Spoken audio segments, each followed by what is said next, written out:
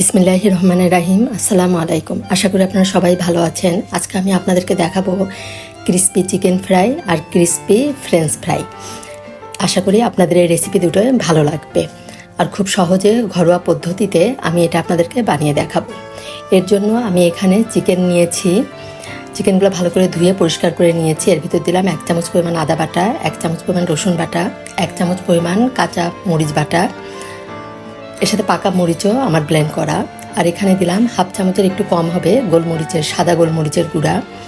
এখন দিব 1/2 চামচের একটু কম লবণ। যেহেতু সয়া সস দিব এজন্য লবণের পরিমাণটা প্রথমে একটু কম দিতে হবে। আর এখানে 1 চামচ পরিমাণ আমি সয়া সস দিয়ে দিলাম। দিয়ে এখন একটা ডিম দিয়ে ভালো করে মাখিয়ে নিব।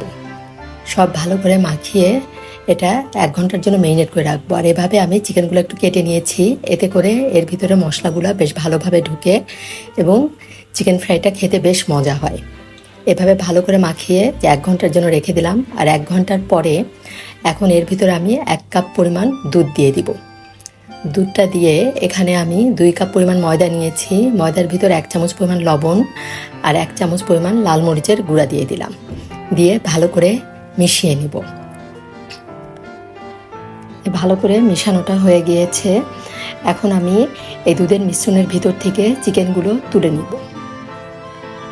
একটু মিশিয়ে নিয়ে তারপরে এক এক করে চিকেনগুলো আরেকটা বাটিতে তুলে রাখব। এই দুধ দেওয়াতে এই চিকেন ফ্রাইয়ের টেস্টটা কিন্তু খুব বেশি ভালো আসবে। আপনারা যারা দুধ দিয়ে এভাবে করেননি অবশ্যই একবার করে দেখবেন, খুবই ভালো হয় খেতে। এখন এই যে একটা প্যানে আমি পরিমাণ মতো তেল দিয়ে দিলাম। এখানে তেলের পরিমাণটা একটু বেশি দিতে হবে। এখন এই ময়দার মিশ্রণের মধ্যে এক এক করে চিকেনগুলো আমি মিশিয়ে নিব। এভাবে ভালো করে একটু চেপে চেপে মিশিয়ে নিতে হবে। আর একটা চিকেনও নিয়ে আমি সেমভাবেই এভাবে মিশিয়ে নিচ্ছি। একটু চেপে চেপে মিশাতে হবে। এখন একটু হালকা ঝেড়ে নিয়ে আমি যে দুধের মিশ্রণটা আছে এর ভিতরে আমি চিকেনটা দিয়ে আবার ময়দার মধ্যে একইভাবে মিশিয়ে নিব। এভাবে এক এক করে মিশিয়ে নিয়ে আর একটা প্লেটে আমি রেখে দিব।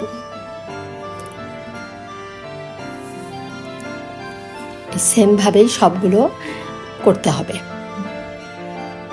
আমি এই যে দুইটা আপনাদেরকে দেখিয়ে দিলাম, ঠিক এইভাবেই বাকিগুলো করে নিতে হবে। এখন তেলটা গরম হয়ে আসছে। তেলের ভিতর আমি এই চিকেনগুলো এক এক করে দিয়ে দিব। আর মিডিয়াম টু লো হিটে এই চিকেনগুলো আমার ভাজতে হবে। মিডিয়াম টু লো হিটে চিকেনগুলো আস্তে আস্তে করে ভাজলে এটা বেশ ভালোভাবে ভাজাটা হবে, খেতে বেশ মজা হবে, ভিতরটাও বেশ সুন্দরভাবে ভাজা হবে। এই যে আমি এক এক করে সব চিকেনগুলো দিয়ে হালকা লাল লাল করে ভেজে নিচ্ছি।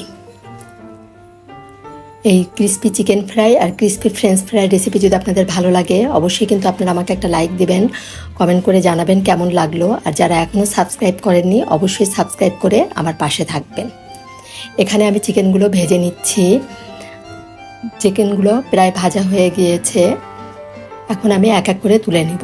এখানে আমি টিস্যু রেডি করে রেখেছি যাতে অতিরিক্ত তেলগুলো এর মধ্যে চুষে নেয়। এই যে এভাবে এখন আমি তেলটা ঝরিয়ে তুলে নিচ্ছি। আর এখানে আরেকটাও আমি দিয়ে দিলাম।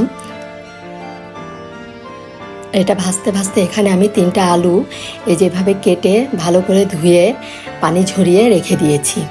প্রায় 1 ঘন্টার মতো প্রথমে পানির মধ্যে ভিজিয়ে রেখেছিলাম, তারপরে এটা পানি ঝরিয়ে রেখে দিয়েছি। এই যে দুধের মিশ্রণটা বেঁচে গেছে এর ভিতরে আমি এই ফ্রেঞ্চ ফ্রাইয়ের জন্য আলুগুলো দিয়ে দিলাম। এটা ভালো করে মিশিয়ে নিব। এই দুধের মিশ্রণের ভিতরে যেহেতু সব মশলা দেওয়া আছে এই জন্য এই ফ্রেঞ্চ ফ্রাইটা কিন্তু খেতে খুবই মজা হবে। এখন দুধের মিশ্রণ থেকে আমি তুলে এই যে ময়দার মধ্যে আলতো করে মিশিয়ে নিচ্ছি।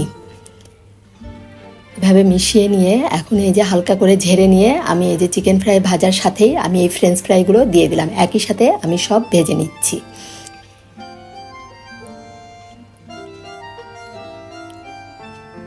এই যে সেমভাবেই আমি সবগুলো এভাবে ভেজে নিব। এই যে আমার কিন্তু ভাজা প্রায় হয়ে গিয়েছে। আর ফ্রেঞ্চ ফ্রাইগুলো কিন্তু খুব সুন্দর ক্রিস্পি হয়েছিল। আপনারা দেখেই বুঝতে পারবেন যে এটা বেশ ক্রিস্পি হয়েছে। এই যে চিকেন ফ্রাই ভাজা হয়ে গিয়েছে। এখন আমি এই যে ফ্রেঞ্চ ফ্রাইগুলো তুলে নিলাম। হয়ে গেল আমার ক্রিস্পি চিকেন ফ্রাই আর ক্রিসপি ফ্রেঞ্চ ফ্রাই দেখুন দেখতে কতটা লোভনীয় হয়েছে। এটা কিন্তু বড় ছোট সবাই খুবই পছন্দ করে এই ফ্রেঞ্চ ফ্রাই আর ক্রিসপি চিকেন ফ্রাই।